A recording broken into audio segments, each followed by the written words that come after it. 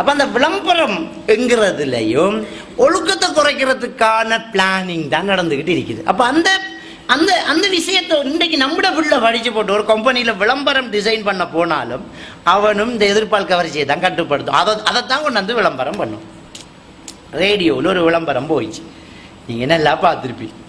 ஒரு கோல் வரும், ஹலோ உண்டு, ஹலோ உண்டு, இவவும் ஹலோம்பா. ஒரு கிழவி 6 பிள்ளை டெலிஃபோன் இல்லைண்டு, பாட்டி தூங்கல்லையாண்டு, பாட்டி இன்னும் தூங்கல்ல.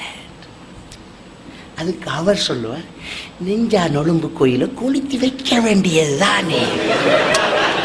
அடே, நொழும்பு கோயிலுக்கு விளம்பரம் கள்ளத்தொடர்பு. நான் என்ன சொல்ல வாரேன்டா, ஒரு விளம்பரம் எங்க போகுதுன்னு பாருங்கள்.